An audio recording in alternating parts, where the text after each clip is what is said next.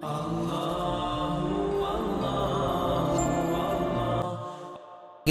5 menit saja ke depan berpikir merenungi apa yang saya sampaikan. Teman-teman sekalian, kita ini sebagai orang beriman tahu dunia ini akan dilalui. Kita tidak akan berlama-lama di sini. Jangan sampai dunia ini menjadi target utama. Berantem gara-gara tanah, berebutan karena warisan, berebutan karena jabatan, kadang-kadang berebutan hanya karena masalah pasangan hidup. Untuk apa? Untuk apa teman-teman sekalian? Dunia ini mungkin di mata antum kelihatan besar kalau dekat. Misal, saya tidak tahu bapak-bapak mengerti nggak? Kalau ibu biasanya langsung mengerti kalau masalah contoh-contoh perhiasan. Kalau ada orang punya berlian besarnya seperti bola pingpong, kaya nggak? Rupanya ada juga bapak-bapak yang paham. Itu kaya luar biasa. Kalau dia punya berlian seperti bola basket, kaya nggak? Coba taruh berlian yang seperti bola basket itu di tanah, terus antum naik pesawat ke atas. Makin jauh, kelihatan orang yang perebutkan tanah 1000 kali 1000 meter, 1 hektar, berapa hektar, tumpah-tumpahan darah. Padahal kalau dia naik pesawat hilang semua tuh. Mobil mewah, bangga-banggaan dengan mereknya. Kalau kita naik pesawat kayak gentong-gentong lagi jalan. Cuma hiasan dunia. Apa yang mau dikejar? Seorang mukmin tahu dunia hanya fasilitas saja untuk mengejar akhirat yang abadi, teman-teman. Akhirat yang abadi, kejar di sana. Walad darul akhiratu lahiyal hayawan, kata Allah. Darul akhirah, tempat akhirat adalah kehidupan yang abadi.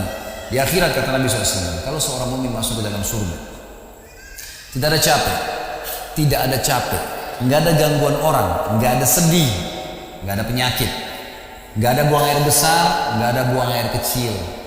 Makanan dan minuman yang dimakan ahli surga yang tidak dibutuhkan oleh tubuhnya akan keluar dalam bentuk keringat yang lebih wangi dari bau kasturi.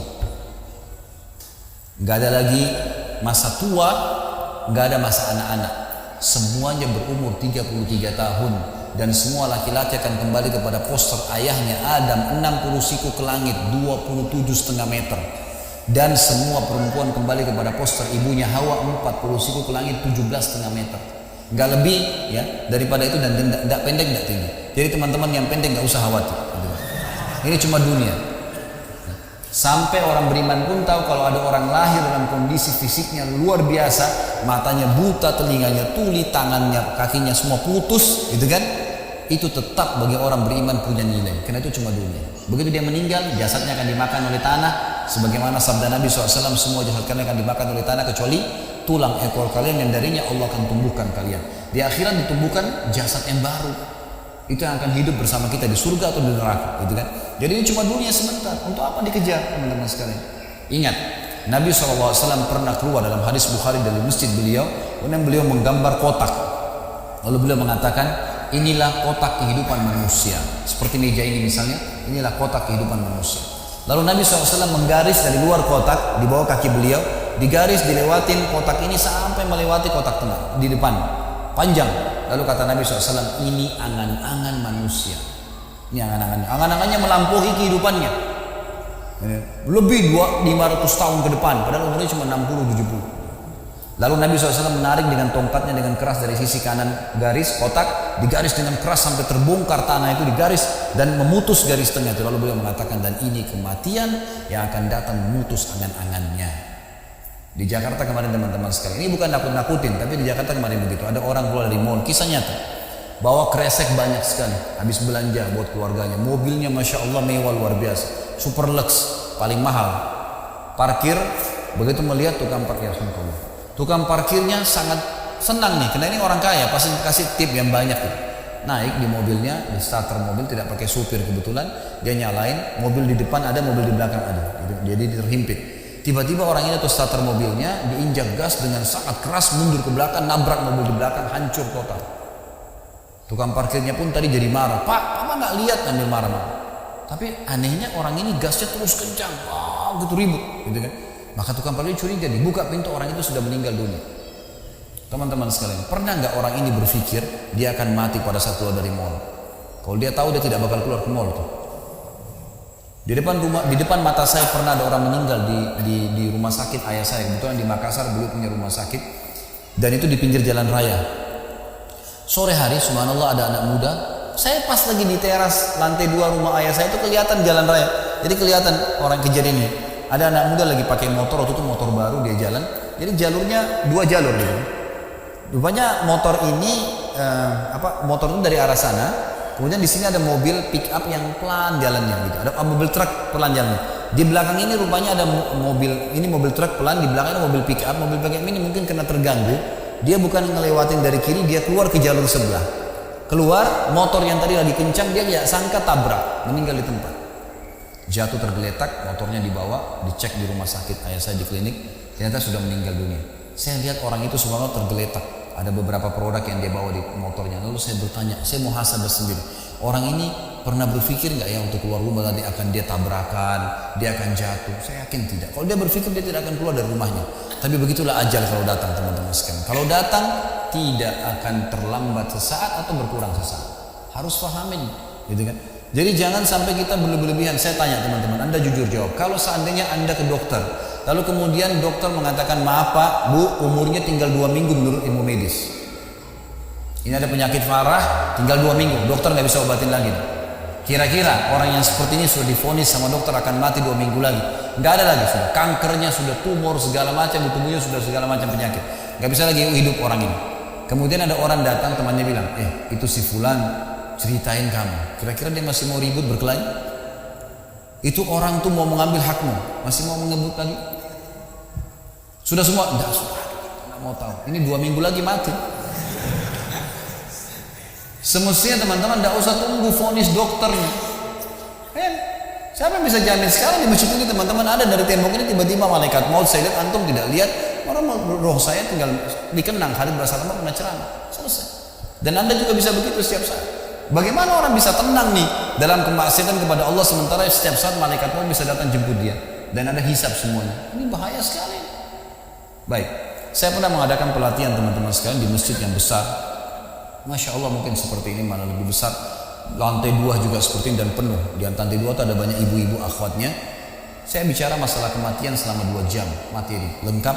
Kemudian setelah itu saya bilang sebelumnya saya bilang sama panitia tolong supaya lebih hidup suasananya, siapkan kebutuhan jenazah, meja, kain kafan sama menyan-menyannya semua. Kemudian di sebelah masjid buatin liang lahat. Baik Ustaz, dibuatlah. Selesai saya ceramah 2 jam, saya bilang, Bapak Ibu sekalian, saya mau ajak Anda 5 menit coba menjadi jenazah. Ada yang mau? Sempat ada yang angkat tangan depan saya. Kebetulan teman kita ini, saudara kita tukang batu. Adiknya dia kembar anak SMA sering ikut pengajian saya. Dia hadir juga. Dia bilang, saya Ustaz. Baik, silakan. Pak, saya minta tolong satu hal ya. Kalau Bapak naik nanti di atas meja ini, dibungkus dengan kain kafan oleh panitia, tutup mata Anda dan bayangkan Anda sudah mati dan dengarkan apa yang saya ucapkan. Baik Ustaz. Baik. Saya juga bilang sama panitia di atas masjid waktu itu, ibu-ibu, silakan kalau ibu mau coba, panitia tolong bantu. Saya sudah pandu waktu sebelum pengajian. Ringkasnya adalah dia naik. Subhanallah, begitu dia naik, Bapak Ibu sekalian, orang ini naik di atas meja, begitu tutup matanya dan ditempelin kain kafan di pipinya. Ini kain kafan asli kita beli. Ditempel di pipinya, langsung dia nangis dia, terisak-isak. Lalu kemudian panitia taruh tangannya di dadanya terus dibungkus gitu kan. Lalu saya bilang, Pak, coba renungin sekarang Anda sudah mati dan hiruk-pikuk di masjid ini ada orang nangis. Kebetulan adiknya dia yang kembar ini murid saya duduk di sebelah kiri kanannya dan membayangkan benar kakaknya meninggal. Mereka betul-betul menangis. Ada jemaah-jemaah juga yang lain pada nangis. Nah, saya bilang hiruk-pikuk masjid ini yang sedang menangis, ada yang sedang ngobrol. Ini anggap di rumah Anda pada saat Anda meninggal dunia. Dan Anda tidak bisa protes. Gak bisa bilang saya tidak mau, jangan ribut, gak bisa lagi. Panitia pun menaruh tangan kanan di atas tangan kiri, kita nggak bisa protes taruh di dada. Dibungkus dengan kain kafan pun nggak bisa. Baik, Pak, bayangkan semua peluang amal saleh yang semestinya Anda bisa kerjakan, sholat malam, sedekah bakti dengan orang tua, baca Quran, sholat berjamaah, yang Anda sia-siakan dan Anda menyesal kenapa tidak kerjakan sekarang. Dan bayangkan semua peluang dosa yang Anda tidak sia-siakan, kesempatan zina, berzina, kesempatan dusta-dusta, kesempatan riba-riba, semua dikerjakan, dan Anda tidak sempat taubat dan Allah akan hukum Anda sekarang. Itu Bapak Ibu sekalian, saya tidak kalang-kalang, dia sampai nangis Bapak ini, terus dia nangis. Lalu saya bilang, tolong panitia datangkan geranda jenazah. Ya, datangkan.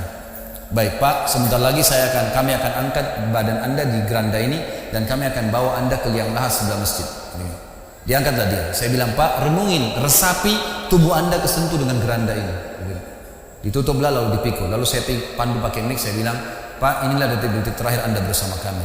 Terus sesalin perbuatan-perbuatan dosa Anda pernah lakukan, peluang-peluang ibadah yang Anda sia-siakan. Sampai tiba di luar masjid, saya turun ke liang lahat, saya buatin sendiri tanah, kemudian saya buatin gubernur, lalu diturunkan dia. Setelah diturunkan, saya suruh tutup matanya, kemudian ditutup dengan kain. Saya keluar, lalu saya pakai mic, saya bilang, Pak, buka matanya. Inilah rumah Anda sekarang. Walaupun rumah Anda 1000 kali 1000 meter di dunia, kembali ke 1 kali 2 meter. Ini tempat Anda sekarang. Dan sebentar lagi malaikat akan datang menanyakan kepada Anda pertanyaan yang Anda sudah tahu. Selesai. Berapa mungkin sekitar hitungan detik. Ini semua proses kurang dari 5 menit teman-teman sekalian. Lalu saya bilang, buka. Dibuka kain tersebut. Lalu saya bilang, teman panitia bantu bapak ini keluar dia. Waktu dia keluar dari kuburan yang lahat itu teman-teman, sempoyongan. Kayak orang yang sudah pusing itu keluar. Kemudian saya bawa ke masjid. Saya pegang tangannya masuk ke masjid, duduk. Lalu saya kasih mic, Pak, tolong ceritakan pengalamannya kepada jemaah jadi jenazah 5 menit. Itu dia pegang mic, gemetaran. Ustaz, saya tobat, saya durhaka sama orang tua, saya nggak sholat, saya begini. Ini dia lupain ada ribuan jemaah depannya nih. Dia nangis-nangis, sebutin semua kesalahannya. Semua pada banyak ikut nangis. Kayak orang ketakutan betul, gitu kan? Baik, selesai. Saya panggil siapa lagi yang mau coba? 2, 3, 4 orang. Rata-rata semua begitu keadaannya, gitu kan? Alhamdulillah mereka sadar seketika pada saat itu. Lalu kemudian saya bilang penutupan. Ada bahkan ibu-ibu yang coba di atas pingsan, ibu itu. Kita bukan nakut-nakutin, tapi memang saya praktekin. Lalu saya bilang begini, Bapak Ibu sekalian, sebagai penutup acara saya bilang pada saat itu, bahwasanya ini hanya praktek jadi jenazah. Tapi ini ya akan datang satu waktu Anda dibungkus kain kafan tidak bisa kembali lagi. Sekarang masih bisa kembali beramal soleh. Dan ini pernah diperingatkan oleh Hasan Basri rahimahullah. Beliau pernah ngantar jenazah diikuti oleh seseorang. Lalu Hasan Basri tanya, wahai fulan, kalau seandainya jenazah ini tiba-tiba hidup sekarang, apa yang dia kerjakan? Kata orang ini, tentu dia akan sholat, dia akan puasa, dia akan ngaji, dia akan kerjakan ibadah-ibadah. Kata Hasan Basri, kenapa? Dia bilang karena dia sudah mati, dia tahu nilainya ibadah itu. Kata Hasan Basri, yang kau ucapkan benar, tapi di depan matamu ini tidak bisa hidup lagi. Kamu sekarang masih hidup, kerjakan seperti dia kalau dia hidup. Jangan tunggu itu, gitu kan? Ingat teman-teman, pujian teman, ancaman teman, atau orang sekitar kita hanya sepanjang lidahnya. Kamu hebat ya, kamu kaya ya, kamu gagah ya, kamu cantik ya, sepanjang lidahnya demi Allah. Mau apa? Apa yang mau direbut? Orang-orang setengah mati sholat malam sejam 2 jam, besok ceritain ke orang hanya butuh pujian sepanjang lidah dia. Untuk apa? Teman-teman yang suka riak nih, saya ajarin caranya gampang. Ada caranya gampang. Kalau Anda besok pagi mau cerita kepada teman-teman Anda di kantor atau tempat, saya tadi malam sholat malam, gak usah tunggu besok pagi setengah mati ngantuk-ngantuk nanti malam bangun. Jam 2 malam sebentar datangin rumah teman yang jadi target, ketok pintunya, ini saya mau sholat, lihat ya, selesai, gitu kan? Untuk apa nunggu besok setengah mati, gitu kan? Gak ada gunanya riak, pujian orang sepanjang lidahnya, jangan, gitu. Gak ada gunanya. Jadi teman-teman sekalian, sadarilah mati akan datang dan jadilah seperti Bilal radhiyallahu anhu, sahabat Nabi yang mulia. Waktu ditanya, ma ra'yuka bil maut, apa pendapat Anda dengan kematian? Kata beliau, marhaban bil maut, selamat datang kematian. Apa yang saya mau takutin? Apa yang dia mau takutin kalau selama hidupnya dari bangun tidur sampai tidur semua ketaatan? Pastilah terbalik, orang rindu, gitu kan? Orang mukmin itu rindu. Waktu terjadi perang Yarmuk tahun 14 Hijriah, waktu itu dipimpin oleh Khalid bin Walid dengan di situ di dalam pasukan ada Sa'id bin Zaid. Sa'id bin Zaid salah satu dijamin masuk surga. Teman-teman bisa nonton serialnya di website di www.khalidbasalamah.com, ada serial sahabat. Saya ceritakan di situ ceritanya. Jadi kata Sa'id bin Zaid, waktu kami berhadapan dengan pasukan Bizantium, Romawi, Nasrani ini, mereka jumlahnya 120.000 orang, dipimpin oleh pendeta-pendeta dengan salib-salib yang besar dari emas. Lalu mereka memukul pedang-pedang mereka di perisai mereka sambil melantunkan yel-yel mereka, sehingga membuat kami pun sempat nyali kami ciut, gitu kata Sa'id bin Zaid. Lalu subhanallah, datanglah Abu Ubaidah bin Jarrah, pimpinan perang yang lain, mengatakan, ya muslimin beginilah, begitulah, semangatlah, pahala jihad disampaikan. Lalu tiba-tiba ada satu orang yang membakar semangat kami. Satu orang, dia datang mengatakan, wahai Abu Ubaidah, pimpinannya, wahai Abu Ubaidah, saya sekarang sudah tidak sabar, mau mati syahid, saya mau masuk sekarang ke sana. Gitu kan? Ada pesanmu untuk Rasulullah SAW? Ada pesan tidak untuk Nabi? Saya sudah tahu saya akan mati nih. Kata Abu Ubaidah, sampaikan salam kami dan kami memperjuangkan agamanya. Orang itu pun masuk ke pasar, ke musuh sendirian, menembus musuh tersebut sampai mati syahid. Kata Sa'id bin Zaid, suatu saya lihat semangatnya orang tersebut dan tahu yakin dengan janji Allah benar, maka saya loncat dari kuda saya lalu saya tunduk, kemudian saya membaca Allahu Akbar lalu saya menyerang musuh. Semenjak itu rasa takut saya hilang dan akhirnya kami memenangkan peperangan. Jadi memang teman-teman sekalian, mati itu akan dilalui dan memang mati sebuah pintu, kita harus lalui. Tanpa mati tidak bisa. Tapi orang beriman tahu mati itu justru kebahagiaan buat dia, karena semua yang bertahun-tahun dia kerjakan dia akan panen di sana. Semua kehidupan abadi ada di sana, maka dia rindu dengan mati. Tidak perlu takut, gitu kan? Toh akan datang. Jadi harusnya difahami masalah-masalah seperti ini. Baik teman-teman sekalian, kita tutup dengan sebuah kisah yang kita rangkumkan insya Allah tentang masalah orang kalau bertakwa kepada Allah.